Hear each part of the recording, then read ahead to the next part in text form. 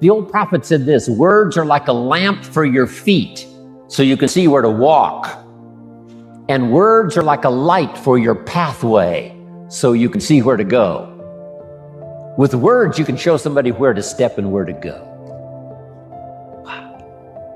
I said a little prayer before I left my hotel room this morning and asked God to give me a little stronger gift of words today, so that my words might have meaning. Maybe I've caught you at just the right time. Maybe this is the moment for you. And if I can say something uniquely enough, using the English language best as I can. Words are sometimes clumsy when you try to express what's going on in your head, let alone your heart. But if I can do as good a job as I possibly can in the session we've got this morning and then again this afternoon, by the time I'm finished, maybe my words will help turn on another light for you. And you'll be able to see the possibilities better than you've ever seen it before. You'll be able to see yourself more successful than you've ever envisioned it before. If I can wisely say good words. When someone speaks and someone listens, some unique dynamic things can happen. One, transformation. Transformation of the person who listens by ideas that might come at a timely time. Suddenly the lights go on, you're never the same again. But also you can be transformed by being the one who teaches, not the one who listens. That can certainly happen, but the one who teaches. If you struggle hard to make it clear for someone else, it makes it more clear for you. The English language is rather clumsy sometimes when we try to express what's going on in our head, let alone our heart. But if we choose the best words we can, and if we're sincere, and that's the underwriting theme of lecturing, trying to get an idea across to someone, whether it's one person of one or an audience of 1,000, is first of all sincerity. However, here's a good note to make. Sincerity is not a test of truth. We must not make the mistake of saying, he must be right, he's so sincere. See, that could be a mistake. Because it's possible to be sincerely wrong. So we don't judge truth by sincerity. You can only judge truth by truth. Words are like lights. It's like another light. But the gift of language is so powerful, it's worth the exercise. It's worth the effort. What if it's very limited? Then your ability to express what you think, express how you feel, is limited.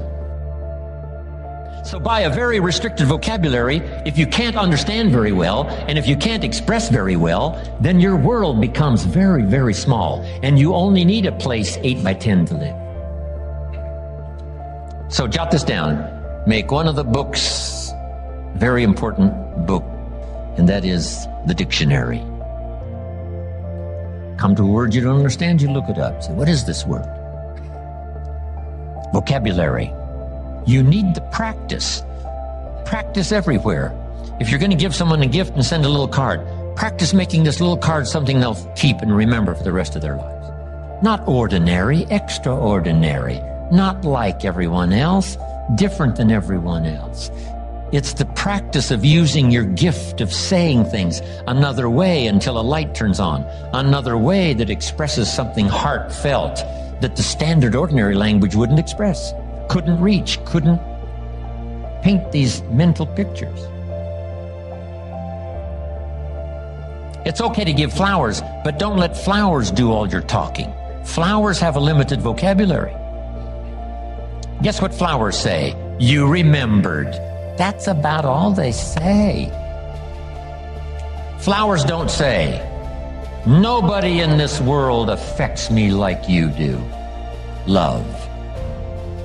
See, flowers talk, but they don't say that. That you got to put in the little card. Nobody in this world affects me like you do. Love, and then you sign it. And see, long after the flowers are gone, somebody's going to keep the words. The words are more powerful than the flowers. So don't let flowers do all your talking. See if you can't choose the words that are meaningful, words that are unique. And the more you do this, practicing every little occasion to say something well, every little occasion to say something well, whether it's a little talk to the family gathering, or whether it's training, or whether it's inspiring, or a little class on Sunday morning, whatever it is, keep improving, find a new way to say it, a new illustration, a new story. You'll get better. The gift will belong to you, and the effect could be electrifying. Don't fail to say it. Now, women are better at this really than men. Women seem to be able to find the language much easier to say something. Men have to work at it a little harder. When my wife Judy and I parted ways, wow, that was a unique experience. I wrote this little note. Dear Judy, as often as the night comes, so does my sadness. As constant as the day arrives, so is my love for you. I wish for you and I wish the best for you, and I understand that dilemma. My life is here where you touched me. If ever you would call, I would be there to be touched again. It wasn't very long. It was just a few words. But I tried to express what was going on in my heart and soul at the moment. So I'm asking you, don't fail to say it. Here's an expression we've heard. Words are no substitute for action. That's true. Let me give you another one. Action is no substitute for words. It's okay to do, but you've also got to say. Express it, as clumsy as it might be to start. Start a better program of better communication, saying it better. Here's the next one now that's really challenging, but it really works, and that is read your audience. Whether it's an audience of a child or an audience of a training class, or whether you're a minister and you preach, here's what you've got to do. Say something well, but then read the effect you're having. In those early days, I had to quickly read. Should I keep going or should I quit? I would go through my notes and I wouldn't look up. I would just go through my notes. Some of those early classes, I think everybody could have left and I'd have just kept on going right through my notes. Then finally, I learned to start looking up to see if it's okay. Should I slow down? Should I speed up? Am I coming on a little too strong? Should I get a little softer? This is what reading is all about. If you're talking to a child, should you really pour it on or should you hesitate? Should you save this for another time or do it now? Some of that you've got to pick up by reading the child. Read what's happening to your audience of 1 or 1,000. This is a challenge, but it'll help you in framing better the words you need to say and the style you need to use. Now, in reading, there's 3 things. Jot these down. 3 things in reading your audience. First, you read what you see. Salespeople soon learn. If the customer's got his arms folded and his chin tucked down and he's frowning, this one ain't going to be easy. Right? This one's going to take all my skill to get his arms unfolded, make him a little more comfortable, get that frown off of his face. What can I do? I got to reach in my bag for some good stuff, right? To see if I can't sort of change the situation. And what causes us now to do those amendments in our presentation? It's reading someone's body language, right? What's happening? Here's the next one. You've got to read what you hear. If it's a two-way conversation, you got to listen as well as talk. Mama said 2 ears, 1 mouth. Listen twice as much as you talk, at least, maybe more. Listen so that you can now know how to proceed, especially if you're talking to a child. You listen so that you know how to proceed. No use going on and on if just a couple of things will do, and by listening, you pick that up by listening. Here's the next one. You got to pick up the emotional signals, how you feel, whether you're coming on too strong, whether you should be stronger or easier this time. That's an art in reading. First, what you see. Second, what you hear. Third, read how you feel. Now, this is where women really have it made. Being able to feel, sense. Woman says, it doesn't feel right. Man says, what does that mean? It doesn't feel right. And they pick it up. Men can learn better on how to pick up these emotional signals, but women seem to have it. Right? They're tuned in. It's built in. Because there's no use going on and on. If the signal should have told you, wow, this is not the time. This is too strong. Picking up not only what you see and what you hear, but what you feel. Now I've put communication in 3 parts because all 3 of these parts now help me make more fortunes. Here's the first one. It's called training. Training is simply showing somebody how to do the business, how to do the job. If you get good at that, the pay is incredible. Whether it's your own enterprise or whether you work for someone else. Training pays big money. Here's the next one, teaching. And I've divided the 2 just to make the point. Teaching is more teaching life skills. Teach somebody how to set goals. Teaching leadership. Teaching management. Teaching how to become powerful, gifted, influential. Teaching father skills, mother skills. I've now, the last 15 years, learned grandfather skills. I set a goal when I became a grandfather to be one of the best grandfathers any grandchildren ever had in the whole wide world. I practice it. I think about it. How to use my newfound life as a grandfather and learn every skill possible to dazzle my grandchildren. So teach people how to be good fathers, good grandfathers, good mothers, good leaders in the community. Teach a minister how to teach. Teach a minister how to use the gift of language to persuade. So communication is part of its training, part of its teaching. Here's the best part now in the gift of language, and that's learning how to inspire. Inspire simply means a few simple things. Here's number 1. Help people to see themselves better than they are. Yes, sometimes we have to help people see themselves as they are. If they've made mistakes, maybe that needs to be pointed out. If a child has messed up, sometimes you've got to say, you've messed up. But don't leave them in the mess. Now transport them into the future with the gift of your language and inspire them with the person they can become by using the mistakes of the past to develop new disciplines for the future. You must transport your children into the future. Yes, you have to take them back to review their mistakes, but don't leave them there. Now transport them into tomorrow. Transport your children into next week. Help them to see themselves 30 days from now, 90 days from now, 6 months from now. Help them to see themselves successful.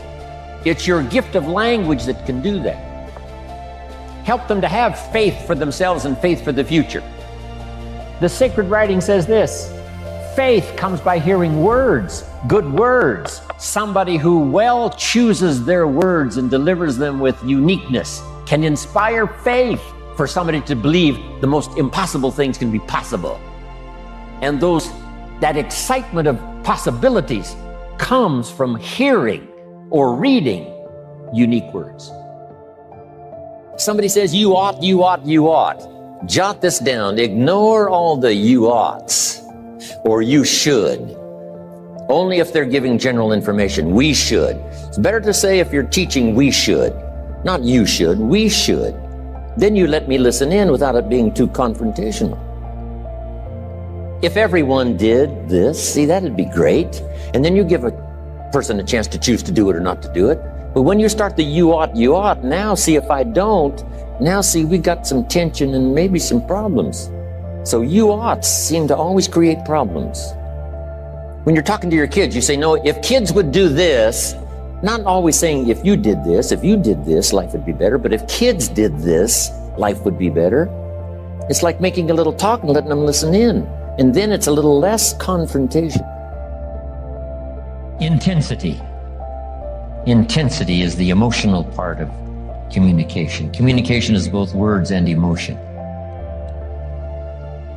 Here's what's really powerful. Words loaded with emotion.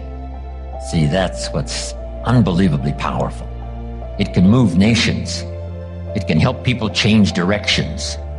It can establish an ideology, for good or for bad. Look at Hitler and his ability to preach. Look at Stalin and his ability to preach.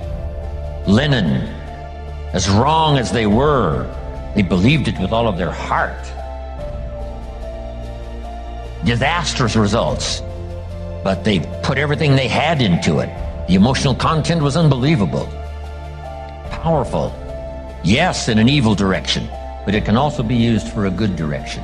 This intensity, strength, power, emotion. Words are words. Words are like a little straight pin, right? A guy buys a shirt and it's got all these little pins in it, little straight pins that you got to take out. What if I took one of those straight pins and I threw it at you and it hit you in the face or the hand? You'd feel it. That's my words that got you, a little straight pin.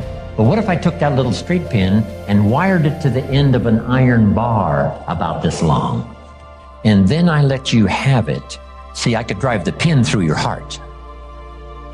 The iron bar is the emotion. The pin is the words. Now here's the craft. And conversation is a craft. Don't get lazy in learning this craft, because it'll serve you so well at home. It'll serve you so well in the marketplace. It'll serve you so well in your career and making your fortune. This craft of communication. Here's the combination. Well-chosen words mixed with measured emotion. Not only do the words have to be well-chosen, the emotion has to be well-measured. Meaning, not too much power for a minor point. It can be so powerful if it's measured well. See, if you had a powerful point and a little bit of emotion, that wouldn't make sense. Nobody would get it. Nobody would say, well, for such a powerful point, it's not a very strong emotion. So then you can't come on too strong with some minor point. You know, sometimes kids have a legitimate objection. They say, you're making too big a deal. And sometimes parents have a tendency to do that, to make a big deal out of a little bitty deal. So here's the key. Make a big deal out of a big deal, and then smaller emotional content on a little minor deal.